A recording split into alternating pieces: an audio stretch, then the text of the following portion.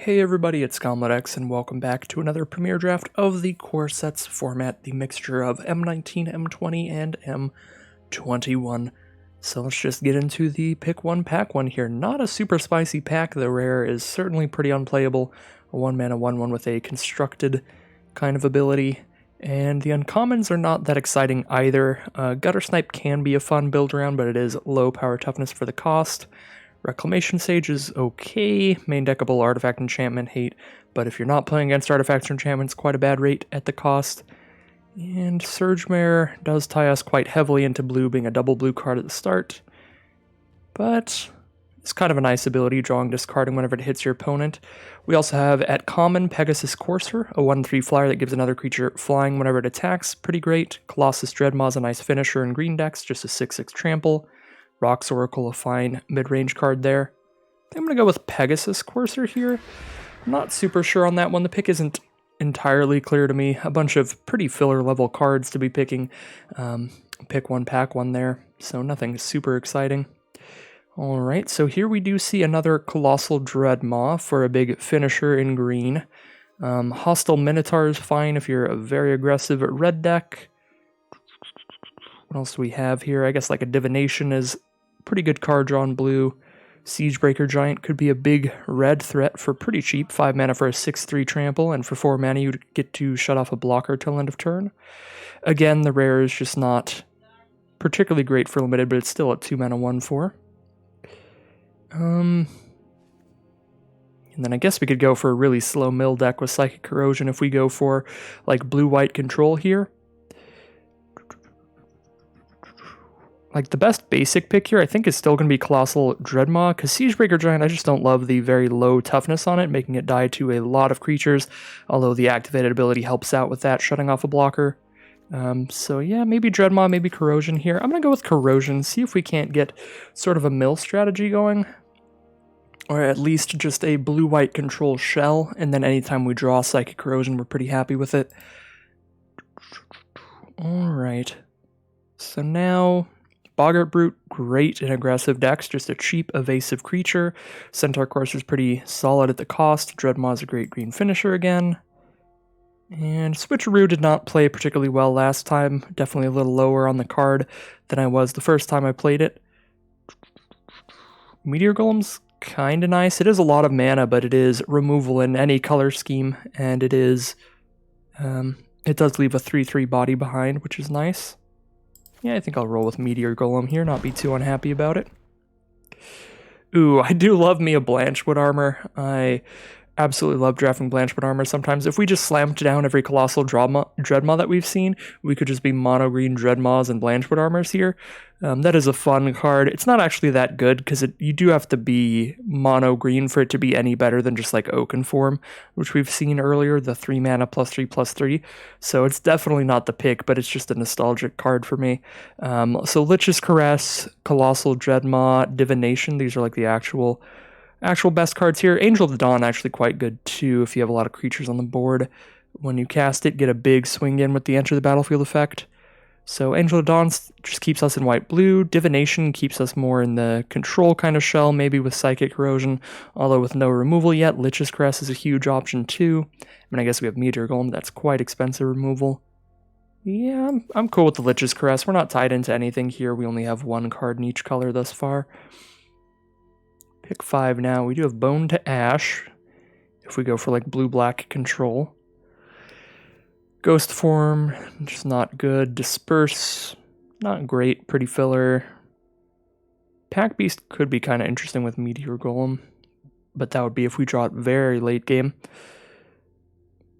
Yeah, not too much going on here. I think we're fine to just scoop up a Bone to Ash. Alright, good to see blue is still looking pretty open here with Dwindle and Divination.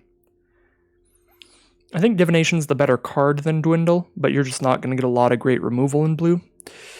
Although if we go blue-black, we can hope that black covers the removal half of the deck. We already do have Lich's Caress and Meteor Golem, plus Bone to Ash as a counterspell.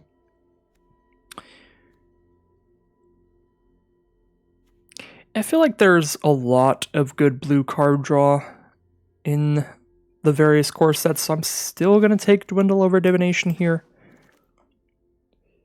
Not sure if that's super right, but we'll see. And Salvager of Secrets is definitely my pick here. I do love this card. A great value spell. 5 mana for a 2/2 that brings back an instant or sorcery from your graveyard to your hand when it enters the battlefield. So you can recast a Lich's Caress or a Bone Dash or any of that fancy stuff. Great card for like control decks. And just decks with a lot of cheap removal spells to cast. Just take a big old Sea Serpent or a little counter spell here, the cancel. I'll just slam in a cancel. Could scoop up a Gutter Snipe here. We only have one black card, and that's Lich's Caress, and our blue cards are starting to lend themselves well to a blue-red spell strategy, specifically Salvager, and then, you know, just having two counter spells. So take a Gutter Snipe here. Could be moving into blue-red spells. Definitely Divination here. Happy to wheel those. Or at least one of them. Explosive Apparatus is removal in any colors, although it's not great removal. That being said, everything else in this pack is pretty much stone cold unplayable. Active Treason being probably the best card just because red-black sacrifice is a thing you can do. And I will definitely take another Divination here. So we are certainly going to be kind of a slower deck, focusing on card advantage, trying to just draw more cards than our opponent. Overwhelm them by casting more stuff than them in the grand scheme of things.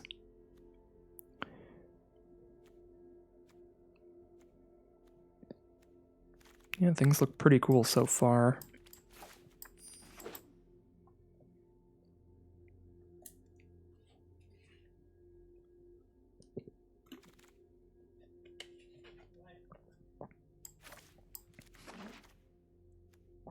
Alright, pack 2, pick 1 here. We have a black removal spell that's also situational. Don't think it'll be that. The blue cards are just not good though, like Moat Piranhas or Sea Serpent, both pretty unexciting. In red we do have Lavakin Brawler. There are a good amount of elementals here in pack 2 in the M20 pack. By itself it is a 4 mana 3/4 every time it attacks. There's also Goblin Smuggler, which does work well with the Brawler, giving it unblockable before it buffs itself. Yeah, I'll just take a Brawler here. Not the greatest pack for us. Alright, we do get another elemental here, either the Lavakin Brawler, the Ember Cats, or the Frostlings, all three of these being quite excellent. With us being primarily in blue and Frostlings just being quite a solid card in the first place, I'm pretty happy to just slam down another Frostlings. Although alternatively, our red cards are just Lavakin Brawler and Gutter Snipe, so we could still be going blue-black and not blue-red, so we could take Disfigure here, which is nice. Just very cheap removal, only -2/-2, but it's only 1 mana and it's instant speed. If that's not going to just flat out kill whatever you're targeting, you can use this in combat pretty easily with how cheap it is. So Disfigure is actually pretty high on the list of picks here. Maybe we should take it over the Frostlings. Does help make Salvager of Secrets better as well, just another cheap instant or sorcery to cast quite early on. I think I'm going to stick with Frostlings here, though. It's very close. Pretty happy to take Shock. There's also Winged Words, which is a slightly better Divination. This costs 2 mana instead of 3 if we have a flyer out. Not that we have any flyers yet. Yeah, with Double Divination, I don't really need to slam down the Winged Words super highly here, so we can just take Shock. Well, there's also Chandra's Regulator. Kind of a slow card, but pretty good value. Discard a mountain or a red card to draw a card, so basically just have it sit there, and if you're flooding out with a bunch of mountains, you get to discard them to draw. Yeah, probably too slow. Especially if we're not going to have any Chandras to get anything other than sifting through our mountains off of that card. Okay, so now we have Metropolis Sprite being a nice flyer, Heart Piercer Bow, which is good multiples, Mask of Immolation, which does give us a sacrifice outlet if we start picking up some active treasons. It also makes an elemental, which does combo with the Lavakin Brawler, does a damage by itself. Yeah, Immolation's cool, Sprite's cool, Bow's cool, Bloodfell Caves would be fine here as well. If we want to be Grixis colors, be the Nicol Bolas colors, try to splash in some black removal. Take a look at our curve here. Yeah, very, very little going on early on, so I'm pretty interested in slapping down one of the creatures, the Metropolis Sprite or the Mask, and I guess I'll go Sprite again just for the color that we're heavier into here. Alright, now there's no blue or red cards here. There are good black cards though, Fathom Fleet Cutthroat, Blood Burglar, both of these quite solid. But we can also just slam down Vial of Dragonfire. Just another explosive apparatus type card. We're already trying to end up not running any of those though. So I guess I'll just take a nice little black 2-drop.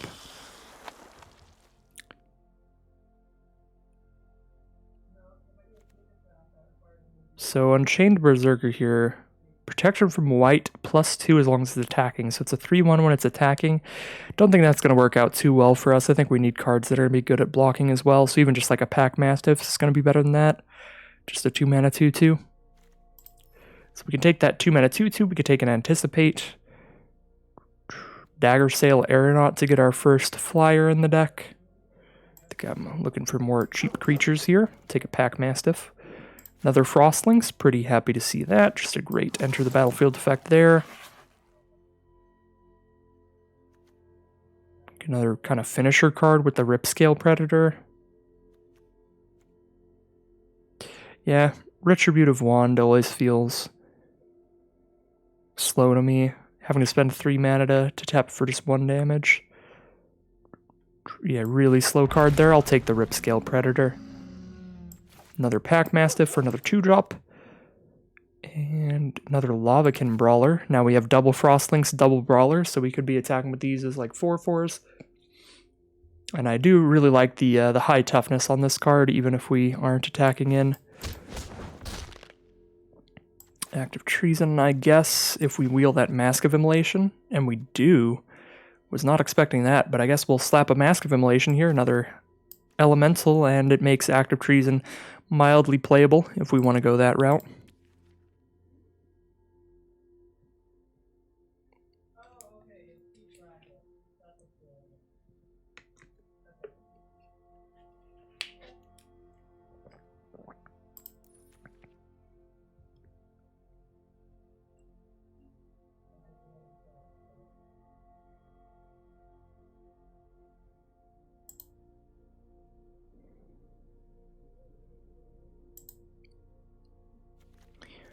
So I don't think we're going to end up going any color scheme other than blue-red here at the end.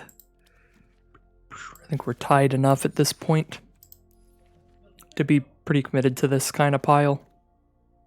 I mean, it looks pretty fine, but definitely no big like bombs or anything to really make it shine. Looks like a pretty consistent strategy here. Alright, well, here's the big bomb to really make it shine, Sublime Epiphany. It happens to be exactly the kind of bomb our deck would want. Just the gigantic, huge play here. We did play this in the first draft of the return to this format. I believe it was... I don't remember what number draft it is if you're interested in seeing it, but it's the one where the picture is Death Baron. But yeah, that card just is an absolute house. It absolutely demolished. Every game we cast it, we won handedly. So Sublime Epiphany, just an absurd card. Being able to do all 5 of these effects is incredible. That card is just going to single-handedly win games of Limited. Alright, I'm very happy to take some more removal. I think that's one of the things we're missing the most, is going to be removal that can kill pretty much anything, especially instant or sorcery removal, so I really like Turn to Slag here, although Mistral Singer is great if we're getting aggressive, but now that we have like a nice massive bomb, that like alongside cards like Psychic Corrosion, we can try to win the game like slowly and not really need to be trying to win off the back of these really aggressive Mistral Singers. As good as that card is, I think I'd rather get more defensive stuff here still, like the Turn to Slag. Alright, Volcanic Geyser, another fantastic removal spell. This one is flexible, it can even kill your opponent if you need to, so that's obviously excellent. Waker of Waves is also excellent because it's a game-ending 7 mana 7/7, and when you don't have the mana to cast it, you get the alternative effect of using it as a draw spell, drawing a card out of the top 2 cards of your library, so I really like Waker of Waves. I also really like Volcanic Geyser. I think for this deck, with cards like Salvager of Secrets, Gutter Snipe, I am still more interested in Geyser than Waker of Waves, but Waker of Waves is an exceptional card as well. Now we have another Shock. Very happy to see that. Frantic Inventory is not going to do much work in this format because there's only one pack you can get these Frantic Inventories, and you need a lot of duplicates, and everything else in here looks pretty filler. Although Pitchburn Devils can be... you can stack up a lot of damage onto one thing. Alright. Spine Megalodon for another game-ending card, or the Bone Pit Brute. Just take either of these as a random finisher, or Crash Through. I mean, in blue-red spells, Crash Through is fine. Just 1 mana to cycle it, draw your next card. Yeah, we do have a lot going on. 6 mana now, we got plenty of ways to win. Don't really need like a better one. Like if we take one of these, we're going to take it to cut our Ripscale Predator. Change things around a little bit. So I'll just grab a Crash Through here in case we get a card like Experimental Overload here. Wonderful card to get this late in the draft. Perfect for our strategy. Get an XX, where X is the number of instants and sorceries in our graveyard, and return an instant sorcery from our graveyard to our hand. This is excellent with our double shock. Pretty good with our divinations and stuff. Just a really great value play that still puts a big creature on the board as well. Again, another Waker of Waves. I think that card is quite excellent, but Experimental Overload is exactly what the doctor ordered. All right. So things are really shaping up here in this last pack. So we're yet again just taking like a mediocre mid-range card here. Do I like the Kraken more than the Predator? I kind of do. Its ability is pretty fun. But yeah, everything here, we've got plenty of other stuff at its individual mana cost. So kind of just changing the deck around a little bit there, not really filling any gaps in the deck there. Alright, very happy to see Scorching Dragonfire here as well. 2 mana for 3 to a creature, Planeswalker at instant speed, and you exile it. Another great cheap removal spell. That's just the bread and butter stuff to get your Experimental Overload type decks working well. Furious Rise and Miscast, neither of these are going to be playable here, but I'll take Furious Rise because Miscast is just not main deckable. I don't love either of these here. Probably just cutting either one. Could play a Rewind. That could actually be fun. So we'll toss that in here, see if that ends up being a thing. Another Crash Through.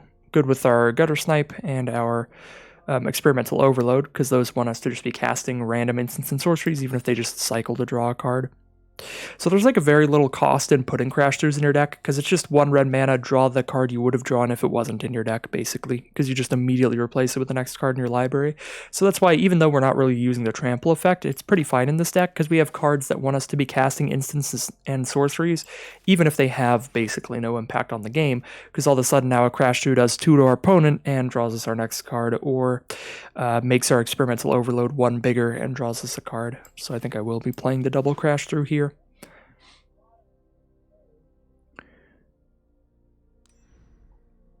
Just to fill out the deck with a couple cycling cards that way. Alright. Turn off these Parallax Styles and get to deck building. I'll probably be cutting this Unchained Berserker again because it just is not good if it's not attacking. Although, with a double shock, Scorching Dragonfire, we do have a lot of stuff that can kill cheap creatures, so we might be able to get on the aggressive with the Unchained Berserker. So this is 12 creatures here. We could cut entirely non-creatures if we want. That seems pretty solid. Bone to Ash and Rewind are both much better than Cancel, so we'll get that out of here. Don't think we need Psychic Corrosion anymore. We just have faster ways to finish the game, ways that impact the board state as well. The problem with Psychic Corrosion is that you're spending 3 mana to play a card that doesn't impact the board in any way, it doesn't draw you a card in any way. You're just putting a clock on the game where you're like, alright, you're going to mill out before me, and you're going to mill out mildly fast. So yeah, the problem is if you're getting beat down and you just tap out for this, you're in a really bad spot. So I don't love Psychic Corrosion here, so I am going to cut it. We're not that slow and that controlling. We have ways to win the game that also happen to put a creature on the board, or just have massive impact, like Sublime Epiphany, or like Experimental Overload could be a big old XX to finish things off. Alright, so definitely cutting Explosive Apparatus. We have tons of instants and sorceries that do damage. Probably cutting Mask of Immolation as well. We don't have any token production, so we're not really sacrificing a ton of things here. Although I guess we could cut the Berserker instead of the Mask, and just leave the Mask in as a 2-mana 1/1 that can sacrifice itself. And then if we ever just have extra mana sitting around later, we could slap it onto something just in case. Doesn't seem terrible. Still need to cut 3 more cards. I don't love Tellurian Kraken here. Do like it better than the Ripscale Predator, but still not particularly exciting.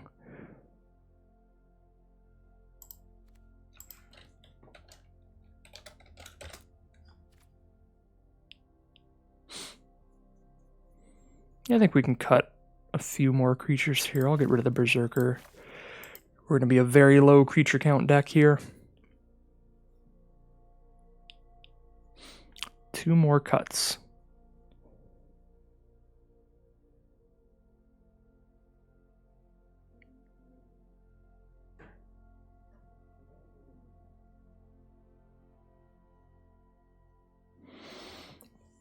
This is difficult, because our most mediocre cards are definitely our creatures, but I don't want to end up with just a tremendously low creature count.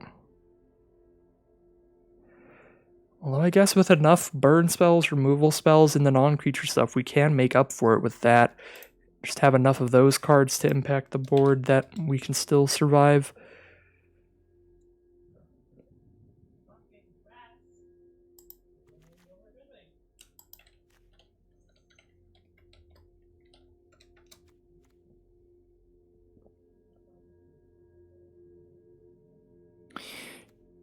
Could just cut the counter spells just because they're the most situational. And we have enough ways to deal with most of what our opponent would be doing. There aren't a lot of things that they could cast that we couldn't just end up killing with something else.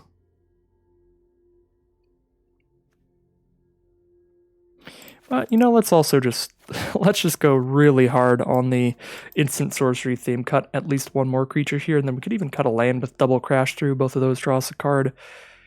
Just cycle into another land, hopefully. Quickly. We have double divination as well, which both help us dig for more lands. Once we've hit our 3rd, they dig a couple cards deep there. That might be fine. Just cut the big old Kraken and then cut a land here.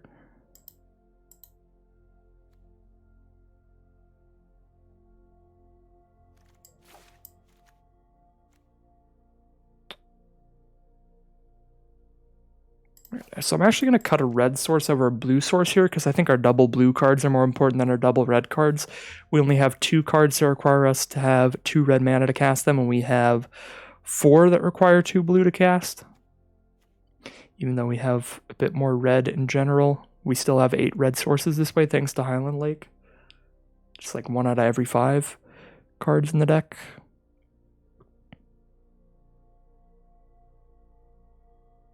And blue gives us divination, which can draw into more lands, hopefully.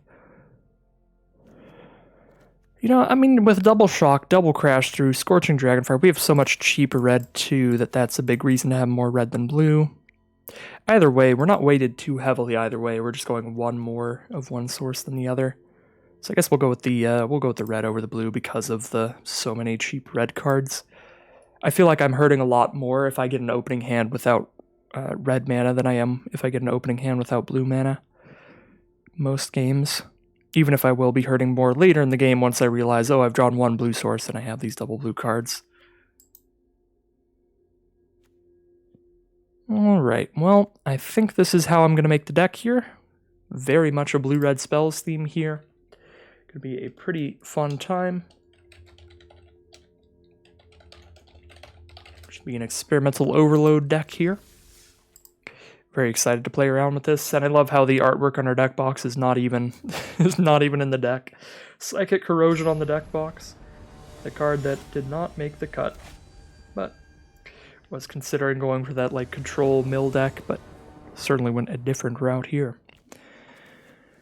Alright, we are on the play. We have all the mana we need. I guess we do need another blue source for some of the cards in our deck, but could cast most of what we have. Our opponent starts with an island and a blue-white dual land. We can get a gutter snipe out here, so we are damaging our opponent as we're casting spells. Pegasus Courser, unfortunately, 3 toughness, so we cannot kill that with a shock unless they block our Metropolis sprite. So I think I just attack in here with everybody. If they block something, we kill it with shock and then cast Frostlinks, I suppose. And if they don't block, then we'll just cast Lavakin Brawler.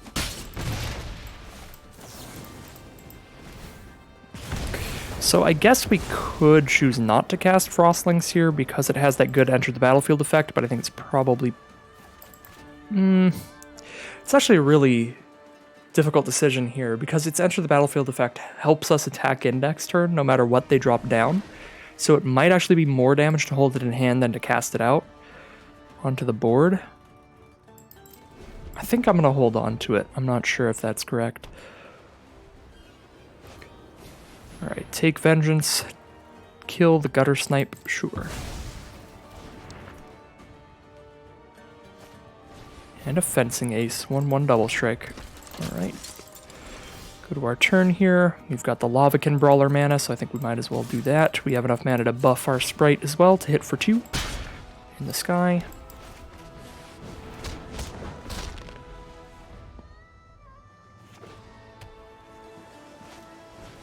Five mana from our opponent now, and a Pegasus Courser is the play. We draw another shock here, which is great. So Frostlinks, we can tap down Pegasus Courser and shock the Fencing Ace to get in for a ton of damage, but we don't have to shock the Fencing Ace. We can also just attack, let them chump block. It's not like they can kill our Brawler there. Alright, so they take it all down to 9 life, and we get to keep our shock for later.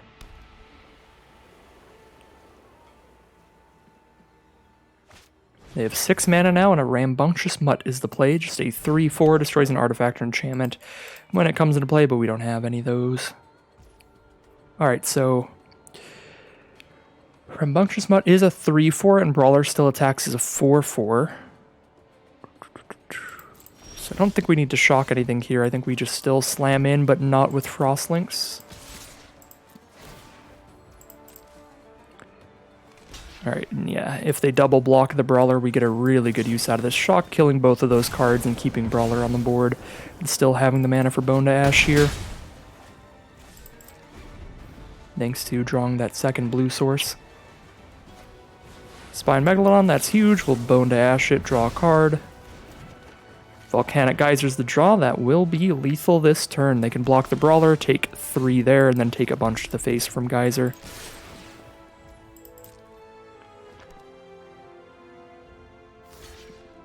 Actually, exact lethal if they block the Brawler. If they don't block the Brawler, it's well over lethal.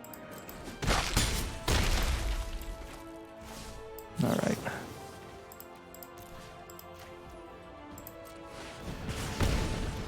The Volcanic Geyser for lethal there will start us off 1-0.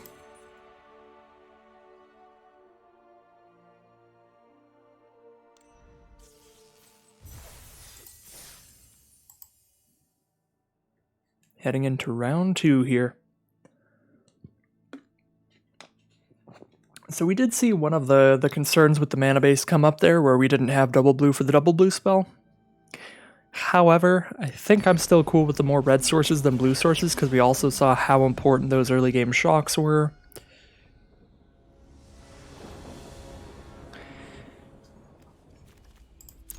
And again, it's a difference of between like 8 or 9 sources of the color. So the odds change very, very little. It's just a very close to 50-50 split here in this deck. So this hand is the nuts. We have Shock, Dragonfire, and Experimental Overload after we've cast all those spells.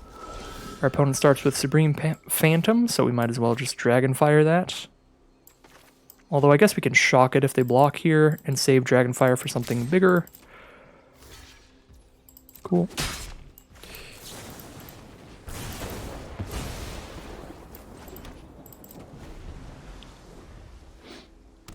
Three mana now from our opponent. They are on blue-white. Could be blue-white flyers. They're going to go ahead and aerial assault the Metropolis Sprite. Get that killed. Alright, well, crash through and draw a card here, looking for a land. Not a land, another crash through, but that's fine. That'll make Overload even bigger when we get around to it. Waker of Waves getting discarded here as a draw spell. Look at the top two cards of their library. Put one into their hand, the other into the graveyard. And a Daybreak Charger makes it into the graveyard, so whatever they drew to hand was pretty good there.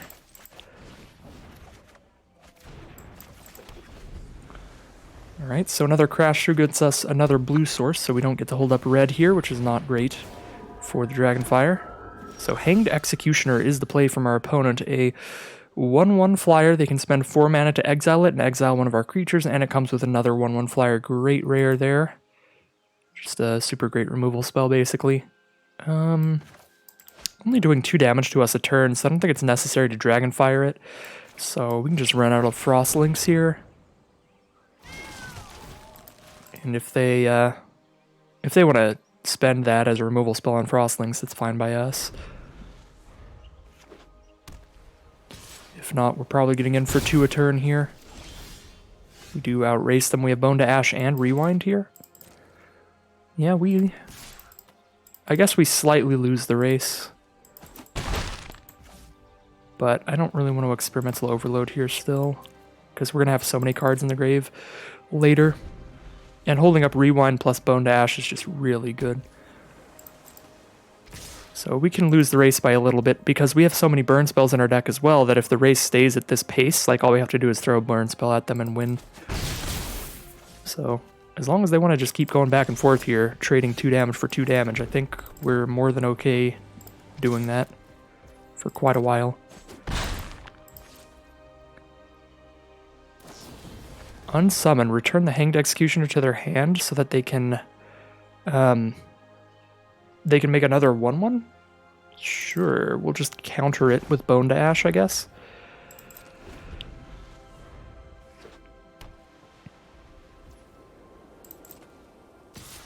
I guess we should counter it with Rewind in case they cast another spell. Although if they counter Rewind or Bone to Ash, like we can't counter their counter because we're not going to have enough mana either way. But yeah, they're going to have 5 mana up after this. So what are the odds they cast this and then run another creature? I feel like it's not high because they haven't cast a creature like any other turn, so we might as well Bone to Ash instead of Rewind. I think, yeah, because they're just not going to cast another creature here. Probably. Maybe they will. Alright, no other creature. So yeah, that did work out better. And now we're even just winning the race on board. Of course, we have all of this to play around with. Could Overload and still have 2 mana up for our Scorching Dragonfire if we need it. So Overload, make a giant creature, pick up a Shock here. Pick up a Bone to Ash. Could also Salvager of Secrets, pick up a Shock, and then have the Shock mana up to just shoot the Spirit here. Deal with everything that's currently on board. Kind of like that. Salvager for Shock. And while we know they don't have a counterspell in hand, we'll just pop the Shock right now. We have a Dragonfire as well. We have an Overload to pick one up again. We have a Meteor Golem to destroy anything. We have pretty much all our bases covered here.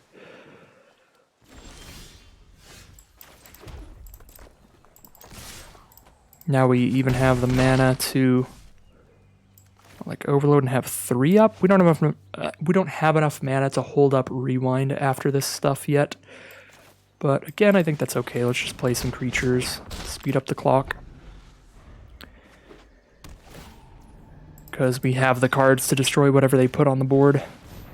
Alright, Luminous Spawns it is. Shut off the Brawler's ability to attack. It would be attacking for 4, so that's fair enough.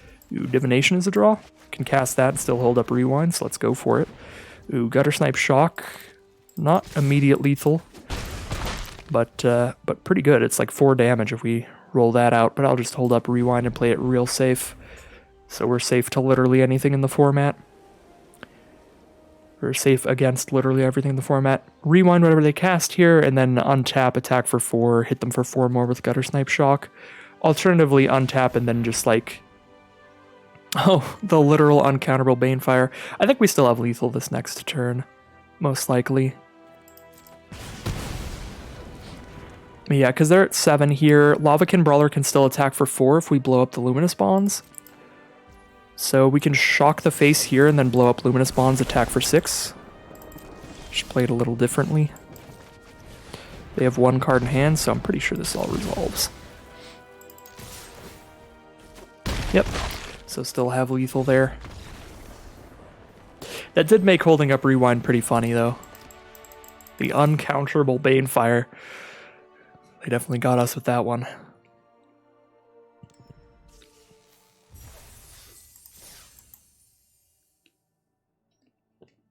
I was not expecting an uncounterable spell. Alright, so 2-0 for the blue-red spells deck.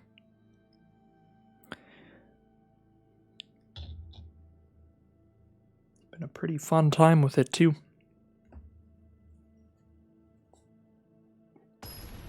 And in this kind of strategy, with the quality of our instants and sorcery spells, I gotta say it has panned out pretty well. Wow, the number 2 ranked Mythic player this round, so this is going to be a hard-fought match. But we could even lower our creature count more, I think, with just how high quality our instants and sorceries are in this deck, because it has worked out super fine so far. Alright, so they start out with Dismal Backwater, could be one of these very good blue-black control decks with a ton of great card advantage. Alright, blue-black dual land and a white source here, so 3-color like Esper. Esper control most likely. The first card they played is just a removal spell, the Vial of Dragonfire. We'll drop out our Pack Mastiff turn 2. And Hanged Executioner as well. Very good card, because even if I kill the Executioner, they still get a 1/1 flyer left behind. And if I don't, they can kill whatever they want as the game progresses. I don't really want to run out a Gutter Snipe against the Vial here. So I think I'm just going to play another Pack Mastiff and hold up a Shock. But I don't really want to shock the Executioner, because if they want to just exile it to exile any of our small creatures here, that's fine. Bosri's Lieutenant. Good lord. Alright. Yep, that is very bad. 4 mana for 3/4 Vigilance, Protection for Multicolored, puts a +1/+1 counter onto a card. Whenever the card with a counter on it dies, they get a 2/2 out of that card. I guess we could shock the 1/1 flyer here, so that we know that they're not getting a 2/2 out of it.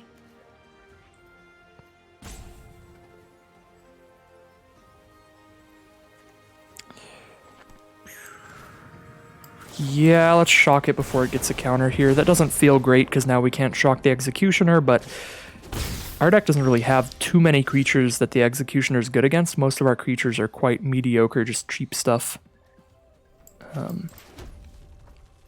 So I think that's fine here. So Pack Mastiff, 2 mana. All of our Mastiffs get +1/+0. We can make them both 4 power if we attack in. Hit for 8 here. Take 4 on the crackback.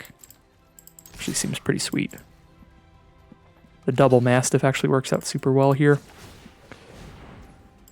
So yeah, we get to have one of them trade up into the Lieutenant. And they still take 4. Although this Vial very likely to just pop off on the other Pack Mastiff.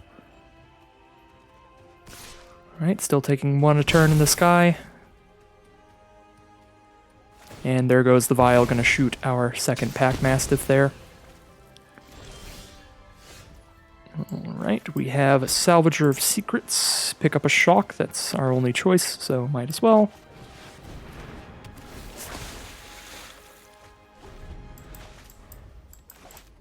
They do know that we have a Shock now, so they can hold up the mana for Executioner to get value off of it if we try to shock it, but we're not going to try to shock it if they don't put anything else on their board. And if they don't put anything else, or if they do put anything else on the board, they won't have the mana to use it. So they're just going to pop it right now, get rid of our 2/2. Alright, Divination's an excellent draw here, but let's play Gutter Snipe first, so we're also getting that damage value. I don't see it. I don't think there's anything in our deck for like 3 or less mana that we could put on the board that would be better than just putting a Gutter Snipe on the board here. So we go for that. Draw into Lavakin Brawler, which is nice. It's 3 damage every time it attacks, so a decent threat by itself.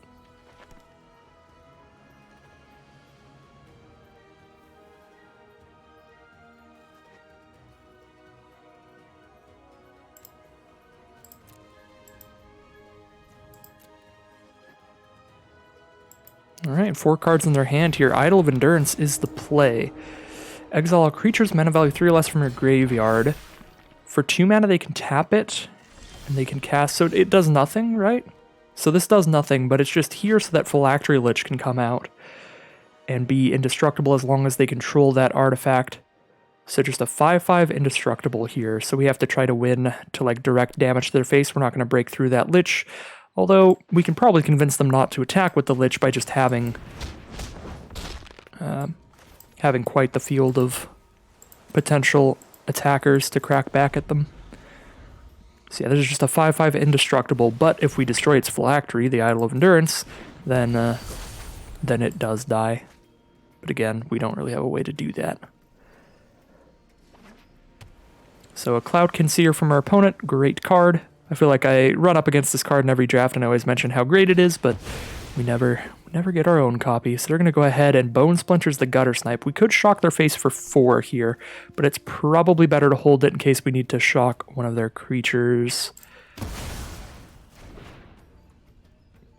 Unfortunately, we can't shock their Cloudkin Seer before they sacrifice it to Bone Splinters because it's a cost of casting the spell. We can't counter it in that way. Alright, well, we're taking 5 down to 12. Crack back for 3, put them to 10. They are winning this race on board. Empyrean Eagle is the play, unfortunately 3 toughness. Volcanic Geyser is the draw. We certainly can't kill the Phylactery Lich with that because it's indestructible. But we have 7 mana already, that's 5. Here's our 8th mana. We can do 6 damage to their face. 3 damage from Brawler puts them to 10. 6 from Geyser puts them to 4. 1 more attack from Brawler plus a shock would kill them. We could try to find a Geyser lethal out of nowhere here by just attacking in here. They don't block because it's a 3/4, so they go down to 10. And if they just attack with everything and don't play another blocker, we can win this race here. That is a very unfortunate top deck for us to run up against here. Meteor Golem putting another creature on their board and destroying our Brawler. 7, 8. We can still do 8 damage total in our hand with Geyser plus Shock, but yeah, that is a brutal draw from our opponent. So what's left in our deck here? We have another Shock in the deck. We have a Divination double crash through to try to draw into it. We have an Experimental Overload to pick up a Shock. But then we also have like Sublime Epiphany and Meteor Golem to try to change the board state. So is it better to focus around trying to survive and change the board state, or try to just top deck like a Shock here? We can only kill one of their creatures, right? Because we just have Geyser. That's our only card that can kill a creature here, so we probably just take it all, right? Sure, we can kill Eagle here and just take 5, then we go to 7 life. We still just die next turn regardless. Because we take 5 here, we're at 7, then we take 8 next turn. So even if I choose to throw this Volcanic Geyser at the Eagle, I'm gonna die next turn if I don't draw into something good. So we might as well make the play that makes it so if we draw into something good, specifically a Shock, we just win on the spot. I feel like that's what we want to do here. I feel like we go for the Geyser to face here.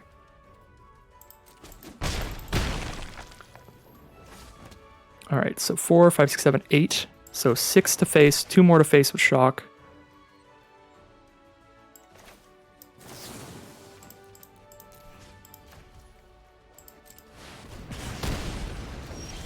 We draw a Meteor Golem. We can destroy their Idol of Endurance and block their Meteor Golem now. Destroying the Idol of Endurance means the Phylactery Lich dies, so we get rid of the 5/5 Indestructible.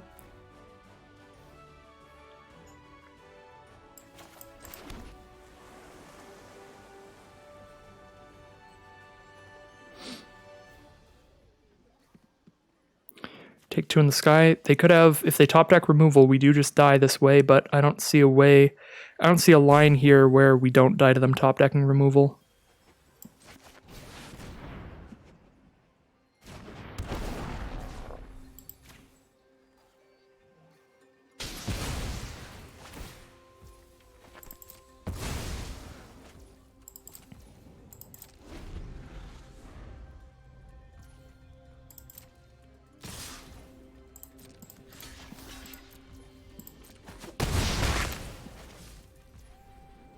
Four, 5, 6, 7, 8, 9 mana. We could draw into like Divination, Experimental Overload. 4, 5, 6, 7, we'd still have 2 up. I don't think we need to cast this Shock right now, because I can't see us getting that choked on mana, even if we hit like a draw spell like Divination. So I think we just go to our turn. Dwindle? Alright. Dwindle the Eagle. No longer taking any damage on board. The top deck war is in very much top deck war mode. Land is not ideal.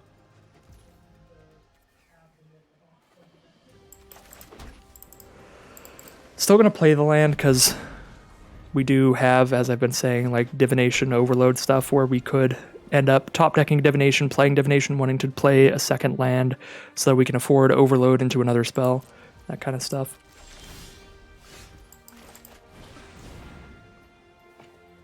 Well, there's a threat.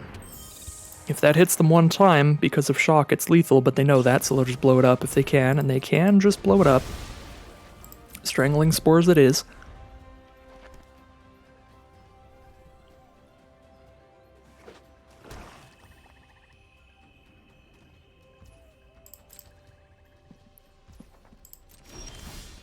Sublime Epiphany? Counter a spell. An activated trigger ability, return a permanent to its owner's hand, create a token of one of our cards and draw a card.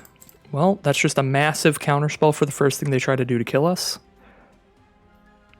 I think that would be the correct way to play it, is to just wait till they do something. Because we don't have any creatures to copy. If we had like a creature to copy, maybe we would just run it out, copy a creature, draw a card here. But we don't. So we'll just hold on to it. And there's Rewind as well.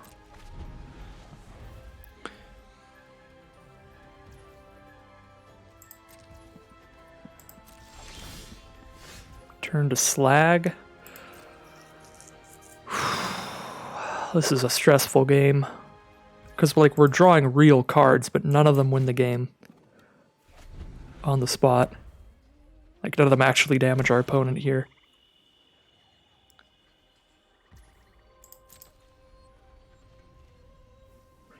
And all it takes is this little number to make me real stressed out. Mythic number 2, like, oh dear.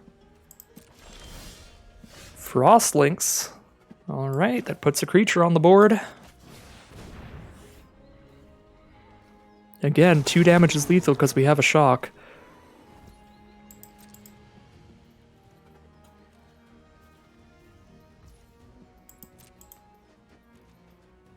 So now if I cast Epiphany, I don't have the mana to rewind afterwards, so I might want to rewind first in case they have 2 removal spells.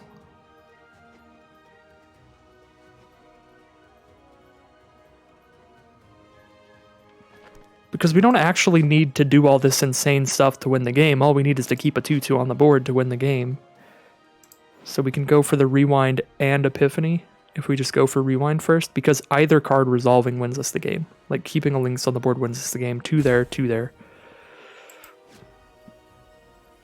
So I think I do go for Rewind first if they use some kind of removal here, because that leaves us open to casting both.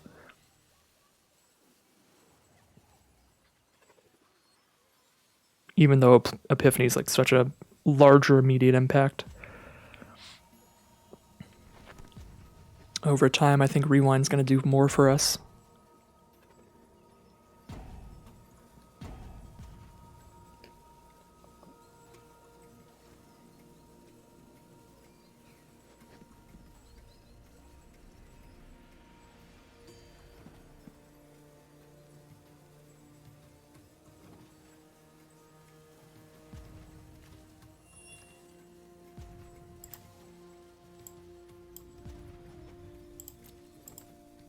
Pretty fun deck from our opponent here. 3-color stuff, a lot of rares.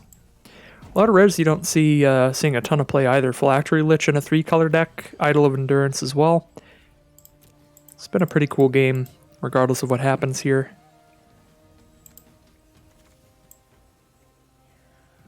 Don't know if our opponent is going into the Think Tank here. Trying to figure out how to deal with the links, or potentially just left. Alright, well they're back, so probably in the Think Tank here. So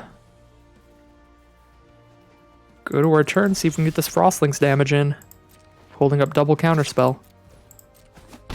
Alright, get this shock damage in. Alright. So they just did not draw the interaction there. And that will be 3-0 now for the blue-red spells deck.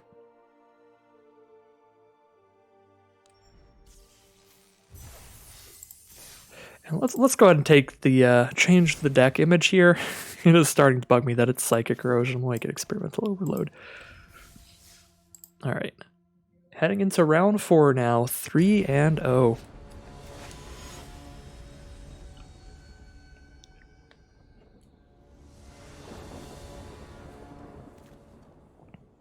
All right, well, slow hand for sure, but real impactful if this game goes long, if we manage to survive here, and we do have a Dwindle to help do that. We have a lot of cheap red instants that would also help deal with their early game plays. Of course, the double shock to Dragonfire, that kind of stuff. So I feel like this is a pretty good hand for our deck. Chandra's Embercat will start things off. We do draw a turn 3 play, Frostlings, so I guess we'll get that out here. Tap down that Chandra's Embercat. They can't ramp into any elementals here. Ooh, another Chandra's Embercat. Alright, well I guess they can if they really wish to. Would I like to play a Lavakin Brawler or a Divination here? I definitely don't want to just hold up Bone to Ash right now. I think I like running out a Lavakin Brawler.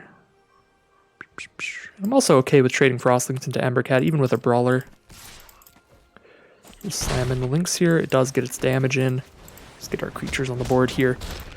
I don't really need to draw cards unless I'm not hitting my 5th land, so next turn if I draw a card and it's not a 5th land, I can just slam down a Divination. Our board state should be fine after having all this out.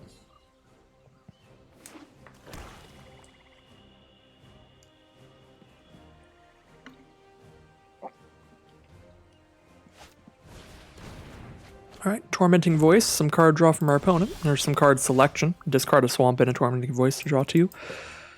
We do hit the 5th land, so we don't even have to cast Divination here, although it would help confirm a Sublime Epiphany next turn, but now is where we could pretty spicily hold up a Bone to Ash.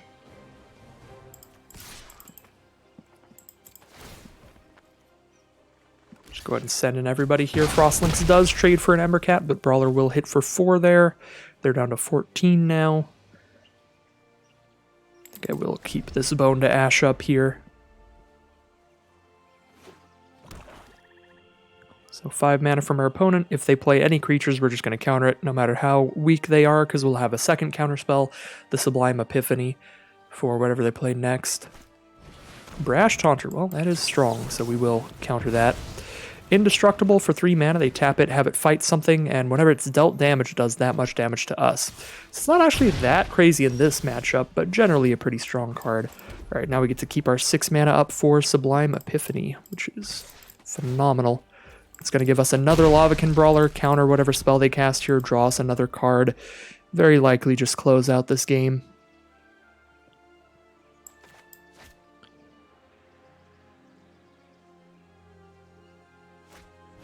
Rise again. Alright, well. Counter it, bounce the card, get a token, draw a card. Target a non-land permanent. Return a non-land permanent to the starter's hand. So Embercat, target creature we control, copy Brawler, target a player, draw a card. We are hitting for 4 damage with each Brawler here. That puts them down to 3 life on this attack because they have no blockers since we bounced it. Now we don't have a counterspell to hold up, so we can just cast some Divinations for fun. And value. Even cast a Crash Through for trample for fun. Just a hand absolutely loaded with more plays after this turn. Things are going incredibly well.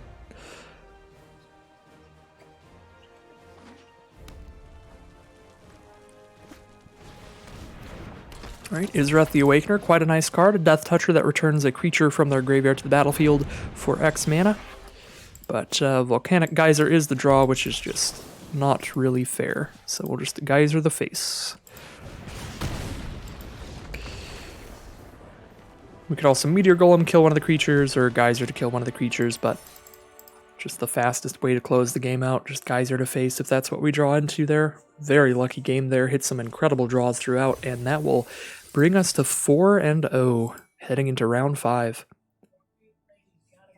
No matter what, yet again, a positive record here. Getting a good amount of gems out of this one, 1,400 gems back out. Super happy here.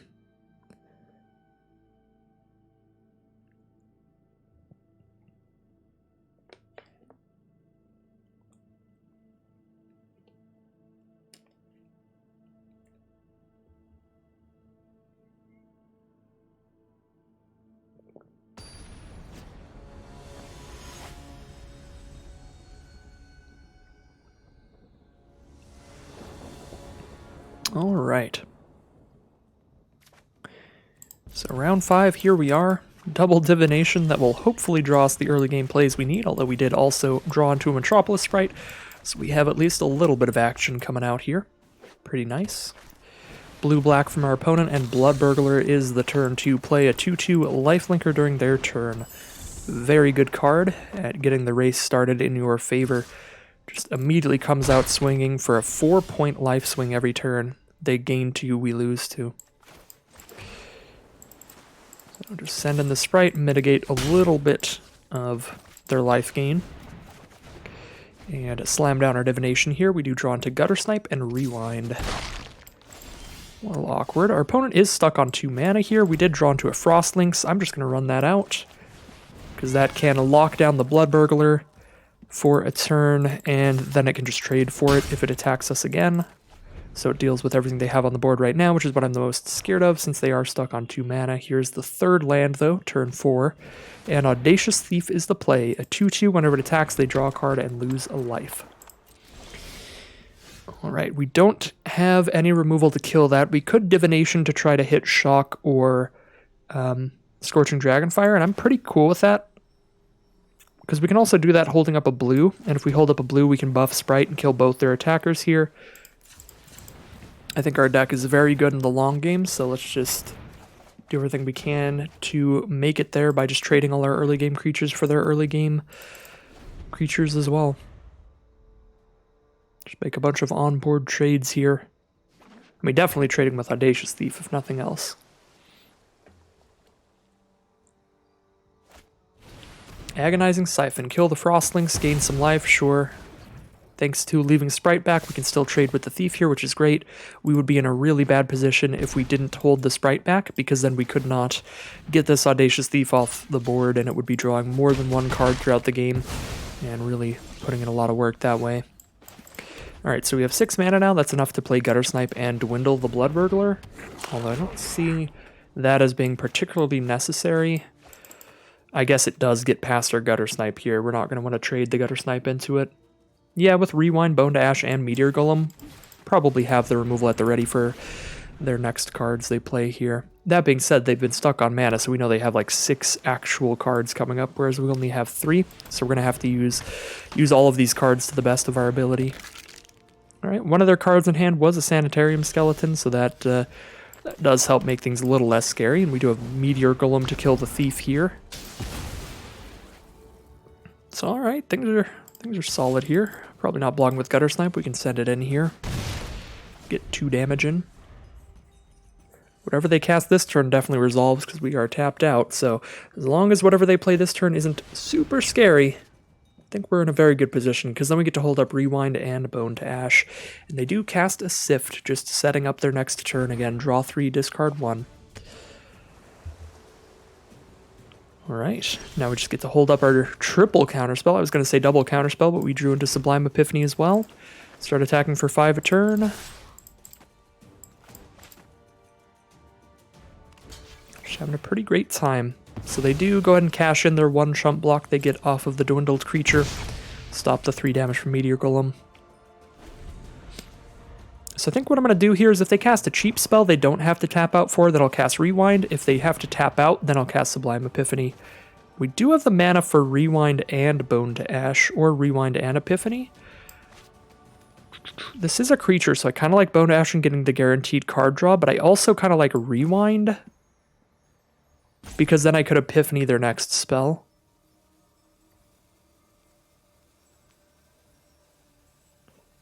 Say, I like Epiphanying when they don't have mana left, just in case they have a counterspell, so I don't like doing the Epiphany first.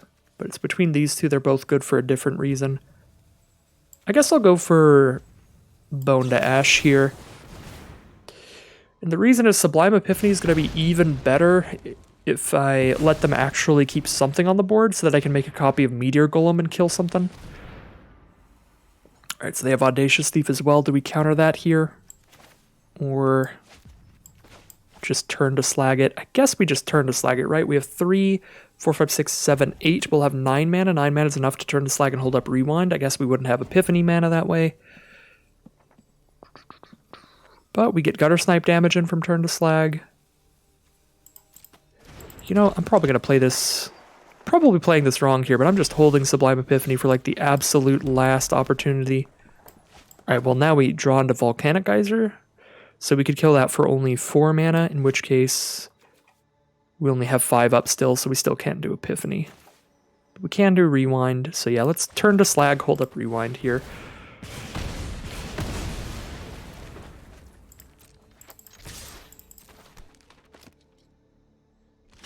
Alright, Skeleton getting its chump blocks in, that can come back from their graveyard to their hand for 3 mana. So that can chump block all day long. Wicker Waves, well, definitely Rewind. Get some Gutter Snipe damage in there as well.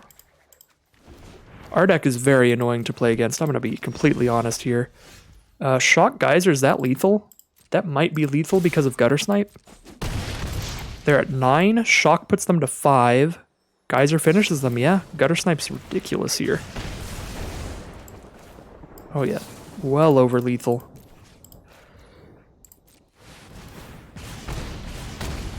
A lot of work from Gutter Snipe that game, good lord. And kind of just held on to Sublime Epiphany, didn't even need it in the end, I guess.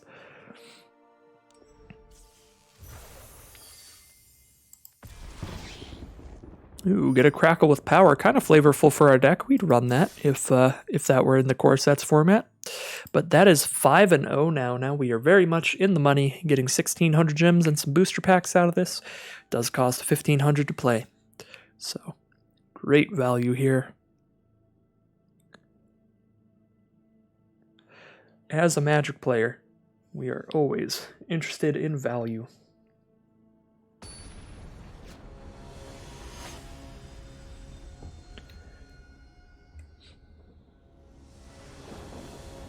Alright, well, we have Epiphany for later, but we don't have anything castable yet. We only have 2 lands here. Our opponent plays first, though, so we are on the draw. We hit 1 land to get to Gutter Snipe. Probably supposed to mulligan this, but the individual power of the cards in this hand is really high because of Epiphany and Gutter Snipe. I'm going to keep this because we're on the draw. I think I would mulligan this on the play, and it's likely we're supposed to mulligan it even on the draw. Oh no, we draw another 7 mana card here, the Meteor Golem. Definitely not the first draw you want to see after keeping this hand. Mountain is the draw you want to see though, so second draw makes up for it so far. Playing against white and black from our opponent. And Angel of Vitality here, a 2/2 flyer. If their life total is 25 or more, it gets +2/+2. And it's a 4/4 flyer for only 3. So we are really looking for some removal to deal with that, because that is a big threat. It's a moderately sized threat right now, but as soon as they gain some life, could be a massive threat. And Leonin War Leader, alright, well, think we're just going to get bombed out this game because Leland Warleader, one of the best bombs in M19, a 4/4 whenever it attacks, spits out two 1/1 lifelinkers tapped and attacking. Of course, the 1/1 lifelinkers gain them 2 life apiece because of Angel Vitality, so I think we're shocking the Angel here.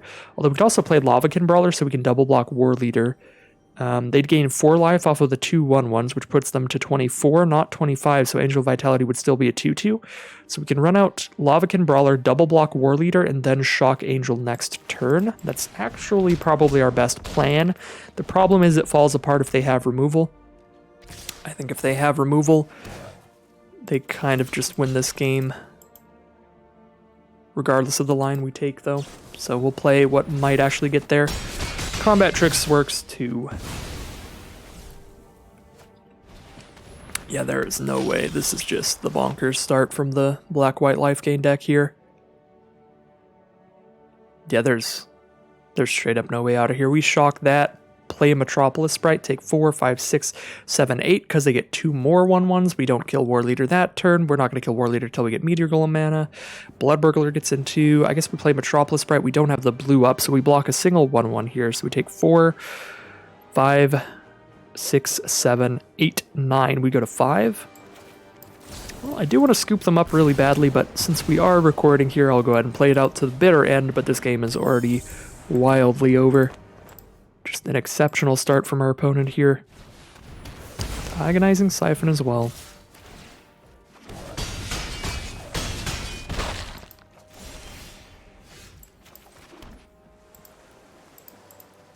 Well, 5-1. That was a quick loss there. But just one of those hands that I think crushes pretty much everything. An exceptional deck from our opponent. And we did keep a slow hand there as well, so even if there is a lineup of cards in our deck that could survive that, our hand was certainly not that there. Alright, this is reasonable. Definitely not the spiciest hand, but double Frostlinks is really nice early game, just slowing your opponents down. Like, this is a hand that looks a little more capable of surviving that kind of start from our opponent. Just because double Frostlinks lock down their rare 4/4 for a few turns. So our opponent is black-white again, this time starting with a Doomed Dissenter, a 1/1 that spits out a 2/2 zombie when it dies, and they go ahead and disfigure our Pack Mastiff. Well, I guess at least our Frostlinks won't die to disfigure, but black and white, good removal colors, it will probably die to something else, if they want to kill it with removal. Fetid Imp is to play a 1/2 flyer that they can give Death Touch till end of turn for a single black mana. Fine with the trade into that. I think that's a trade up, a 2/2 into a 1/2 Death Toucher with flying. It's just a good trade for us. So we'll attack in. Alright, they are going to cash in the Imp here to kill the Frostlinks. Could shock it instead, but I'm not really concerned about leaving these 2/2s out. I would rather have shock at the ready for later. Now we can hold up Rewind or tap down to center and have a 2/2 on the board. Center's really just doing 1 damage to us, so I'm just going to hold Rewind out. Like, all that playing Frostlinks does is let us hit them for 2. It's not that exciting. Alright, Watchdog, just going to shock that, I suppose. Alright.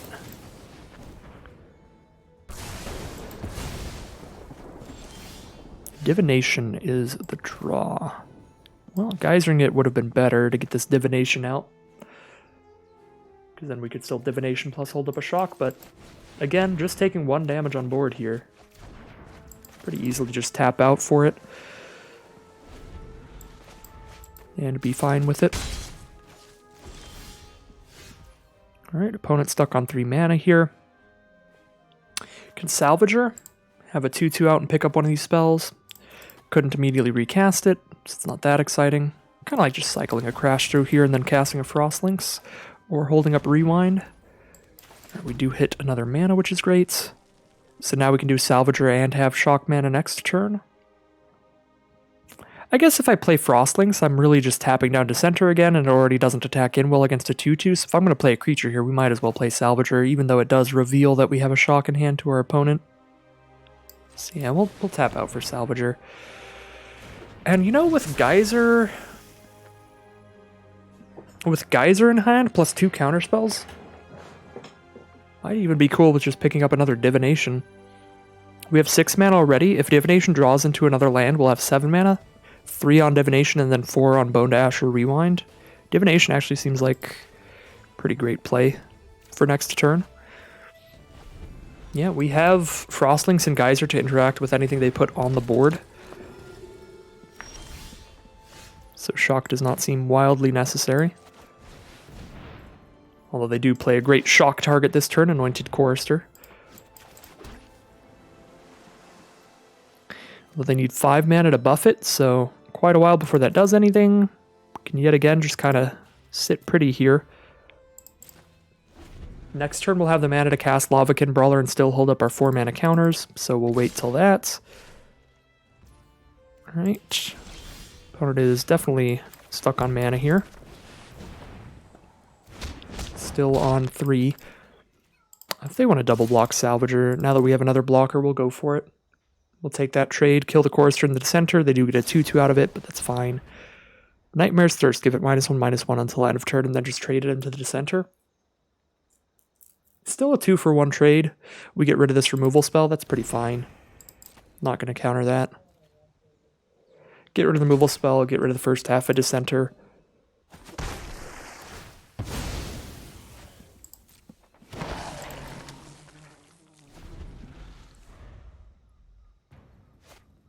Sanitarium Skeleton. Did see that in the last round. Just a great chump blocker, pretty much. An infinite chump blocker. They have 4 power on the board. If we kill any one of their cards that only have 3 power out, and Brawler gets to start attacking in. With Frostlings, it really gets to start attacking in. So we could just Geyser Chorister here. It's pretty fine with double counterspell. I think it's okay to just cash it in here. So we get rid of that. Frostlings taps down the Skeleton. That way, if they want to block the Brawler, they have to permanently lose the zombie instead of temporarily losing the Skeleton.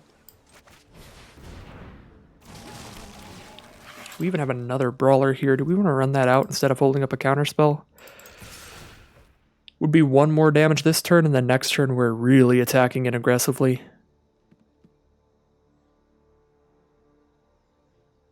I think I am again taking the coward's way here, which is to just hold up counterspells at all time. So Disfigure turns it into a 2/2. 2/2's trade.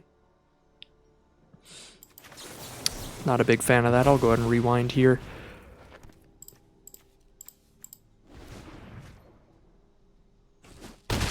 We do hit for 4. So now we're only countering something if they specifically cast a creature spell. So I guess I will run out the Brawler.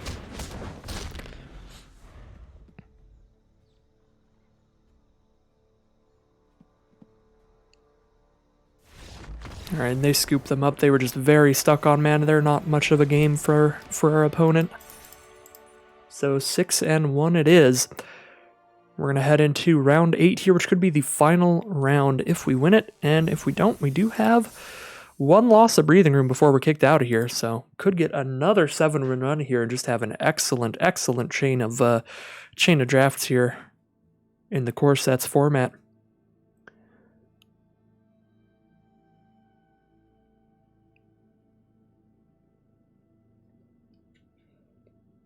I can't get over how well the last pack worked for us. Like, our deck was going to be a pretty average deck if pack 3 just went decently in the draft.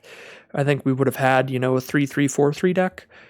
But that last pack getting us just so many great instants and sorceries. The Sublime Epiphany being the biggest one for sure, but Experimental Overload also being exceptional. And just some cards like that really is what made this deck over the top in the end.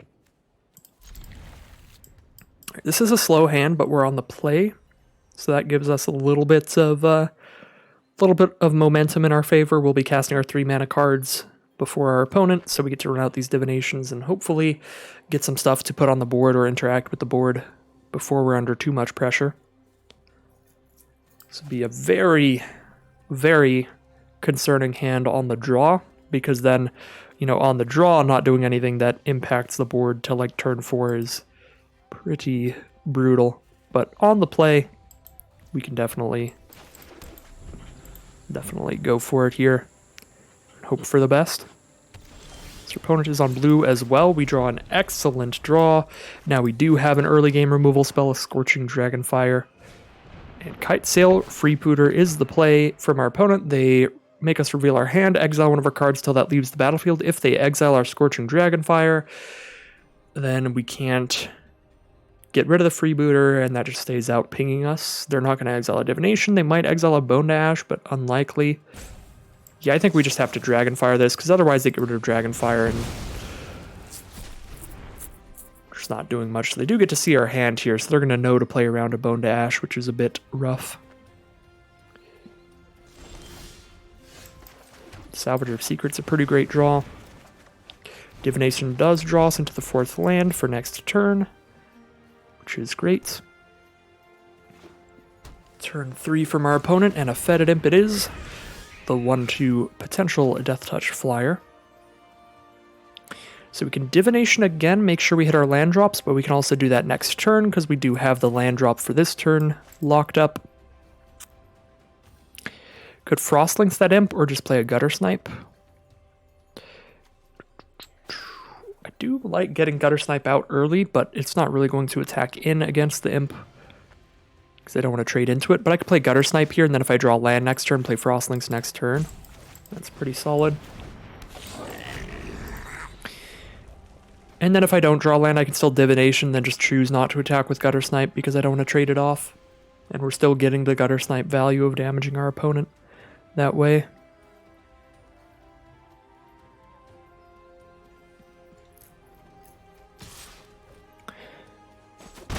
Alright, the imp's just gonna get in here.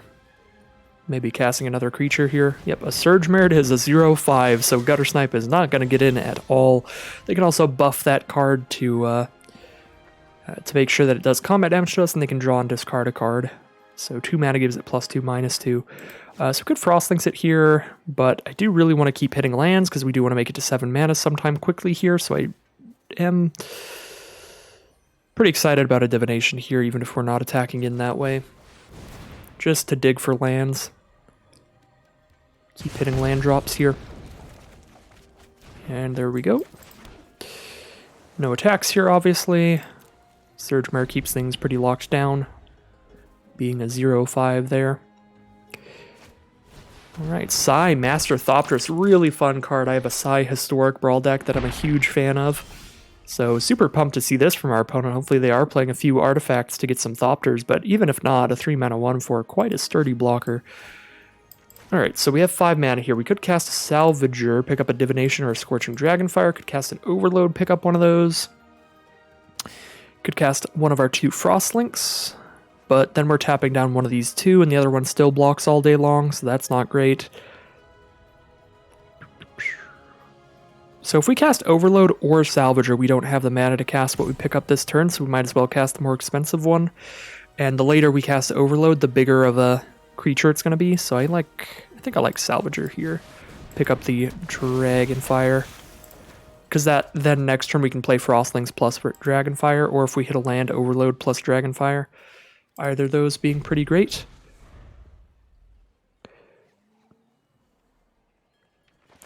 So opponent's still on 3 mana here, but a Winged Words from them to draw 2 probably gets them out of this, as our Divinations have for us.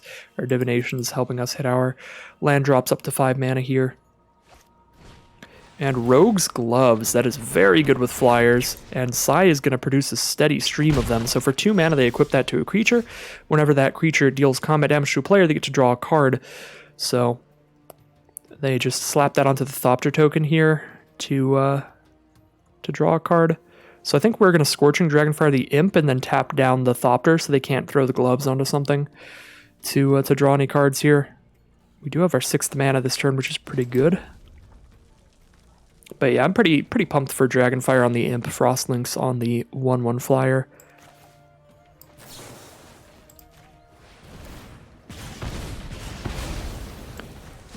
Kind of aiming to win this game from just Gutter Snipe damage. because they have such good blockers here.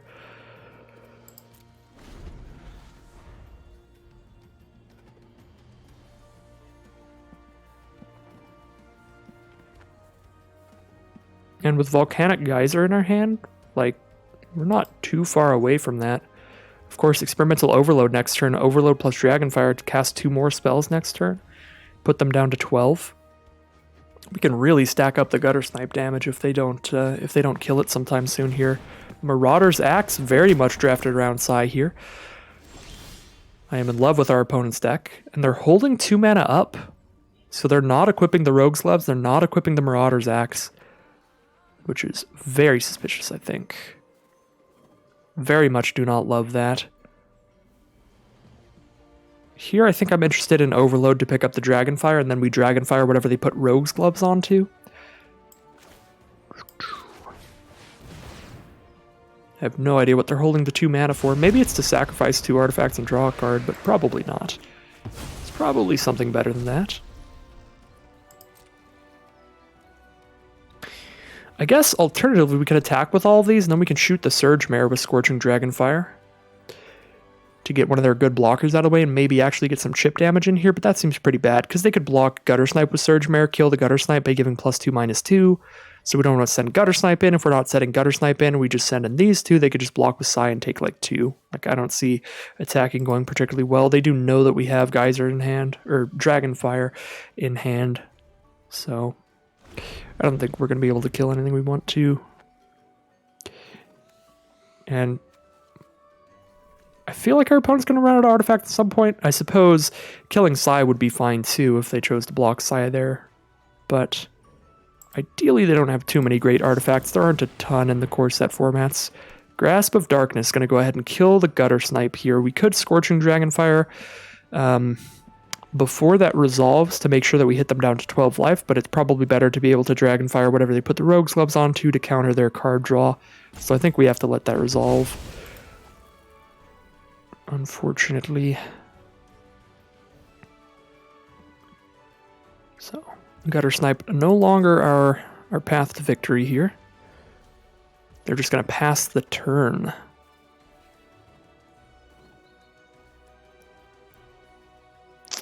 Well, I have a lot of other stuff to cast here, which is all pretty mana restrictive, so I'm going to get the Dragonfire out of the way and shoot a Thopter here. They could respond by sacking both to draw a card.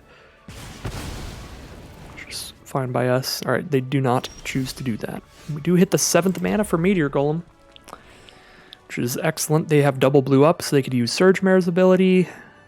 I don't think there's a double blue counterspell. Pretty sure Meteor Golem resolves here.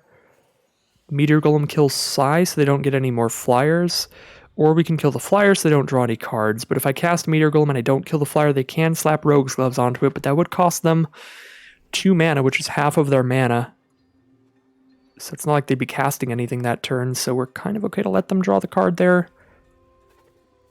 Yeah, and we can attack in with the 3/3 if we get Sai off the board. I guess no, we can't, because then the Surge Mare just blocks and doesn't pump. Surge Mare is like the more annoying blocker, but Sai has such a good ability. I really want to kill both of these cards. I guess we could Frost Lynx and Lavakin Brawler and just tap 1 down for now. And then get a really big Lavakin Brawler attack in next turn when we permanently blow 1 up.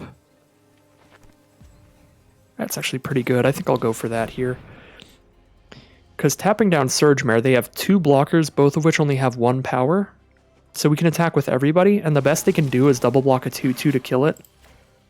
In which case we're still killing a 1/1 flyer at the cost of a 2/2, which is not a bad deal. We can even hold up Volcanic Geyser and maybe pop Sai as well, depending on how they block, if we are interested in that.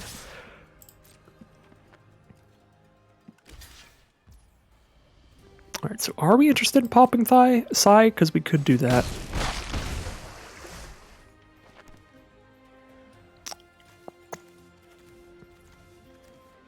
You know, I think I am. I think I'm going to do that instead of the Brawler here.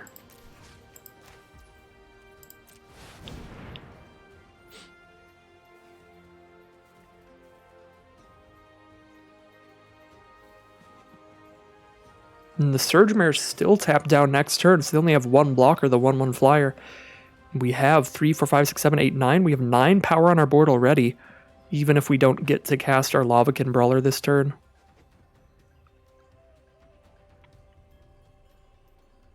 I guess the biggest reason not to blow up Psy here is because Volcanic Geyser does have the versatility of being able to shoot our opponent in the face, and it does do 5 damage right now. We do have 7 mana, so we could have saved it for attempting to get that surprise lethal next turn. Now we're trying to get a more upfront lethal here.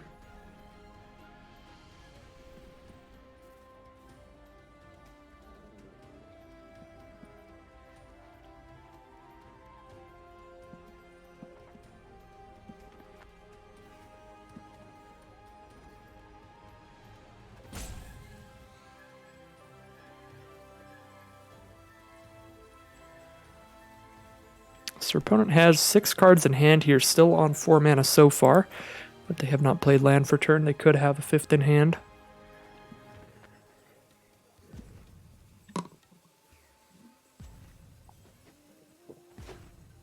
Alright, there's the 5th mana. A Bloodthirsty Aerialist is the play, a 2/3 flyer that gets a +1/+1 counter whenever they gain life. We'll definitely blow that up with the Meteor Golem here, I think.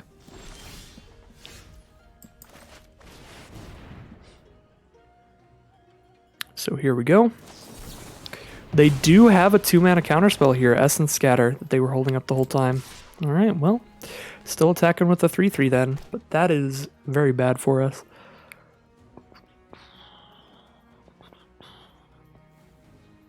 We could attack with everybody. We lose a single 2/2 to get in for 2 more damage and maybe kill a Thopter.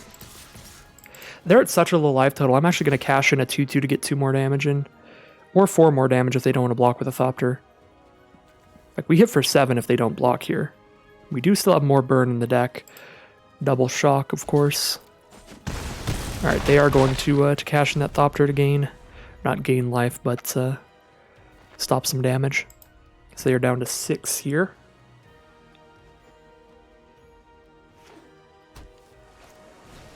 Dread Presence. Uh-oh, this is coming away from us here. Dread Presence is a ridiculous card. Whenever they play a swamp, they get to draw a card and lose life, or deal 2 damage to any target and gain 2 life. So every time they just play a land, they kill a Frostlings and gain 2 life. This game really heading away from us. Plus 5 mana to draw 2 cards on Archaeologist here. Opponent really stabilizing here with some bonkers rares. So things are looking very bad now.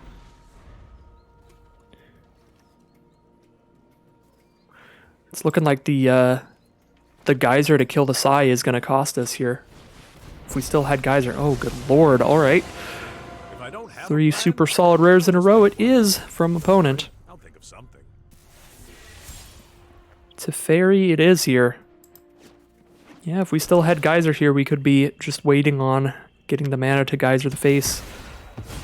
But without it, this game is just flying away from us at rapid speeds. Was not expecting 3 massively impactful cards in a row like this.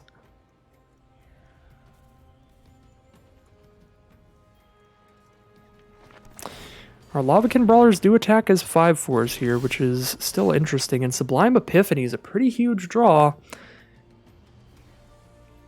Even to just counter one of their activated abilities. In a bit. Or just bounce a creature, make another Brawler and draw a card. Depending on how they block here, could work well.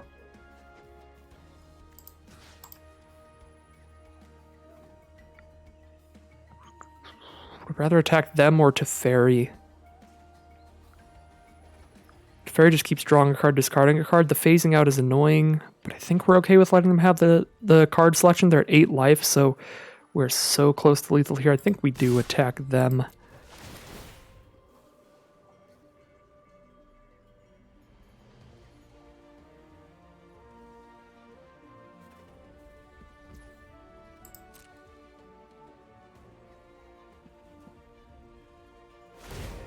So they phase out 1. Let it happen. I could counter that, but I would rather Epiphany and when they try to make some kind of double block here if they're going for that. Because that can work really well for us. Okay, cool. So we can kill the Aerialist and put the Surge Mare back in their hand. and draw a card and get another Lavakin Brawler.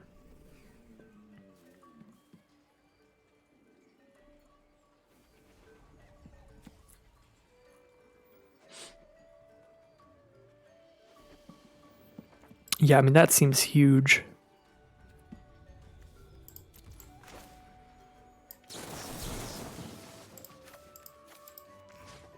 So, we're going to return Surge Mare, copy Brawler, draw a card.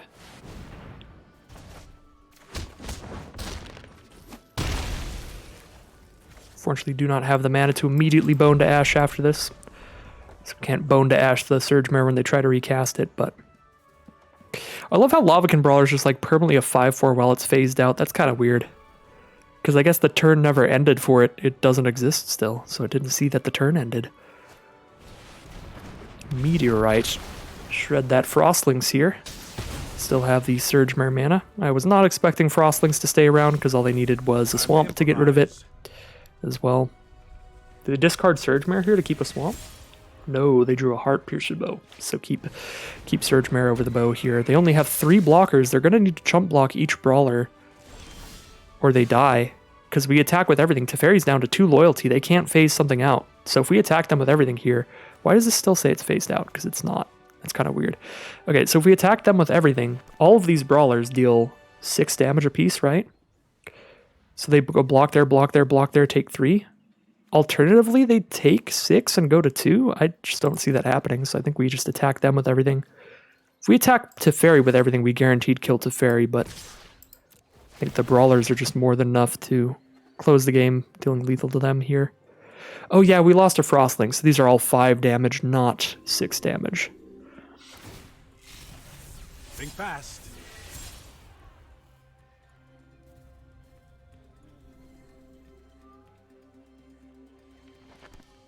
But still big enough to kill anything that blocks them, and they are forced into chump blocks here.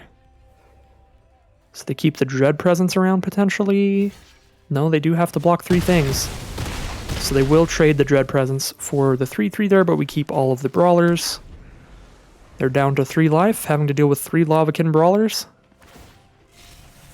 Ideas, like seconds, are fleeting. Alright, so Sublime Epiphany to copy a Lavakin Brawler, make a combat trick exchange in our favor is going to be enough to fight through the Teferi plus Dread Presence there. The Archaeologist didn't work too well because they had to spend all their mana doing other stuff, but Dread Presence Teferi was pretty terrifying to see cast from our opponent in the end there, and I don't think we played ideally there. Again, if we left like Geyser in hand, we could have killed them much sooner, so had we lost that one, we definitely let that one go away from us or slip away from us there, so not played ideally, but luckily some great draws from us, as has been happening in the other games there, and just a really powerful deck in general. Going to take us all the way to victory, 7 wins and 1 loss, despite my best efforts against that. Here's another look at the deck. Quite a solid blue-red spells deck here. A lot of fun. The divinations were fantastic. The cheap removal like Shock and Dragonfire, of course, fantastic. Gutter Snipe overperformed as well. Gutter Snipe was a big finisher in a couple of those games and a big threat in the ones even where it just got removed early on, so that was awesome. And even just the card quality of the instants and sorceries in this deck, the card quality of the non-creature cards was more than enough to make up for the fact that we're not playing your standard 17 creature deck, only playing 10 creatures. I think even if we had more good instants and sorceries, we could even cut more creatures and throw more of them in, like if we had more Scorches, more Shocks and Dragonfires and stuff like that. But I think this is probably just about the best build of this deck available. Maybe throw in like a Cancel instead of a Mastiff or something, but even the Mastiff's got to shine. The one game we had double pack Mastiff against the Mythic player, they did quite a bit of work being able to trade up into the 3/4 and attack for 4 damage at the same time. So super excellent deck. Again, a lot of that off the back of Sublime Epiphany. Card is just absolutely absurd, but a really fun time this draft. I hope you all enjoyed as well.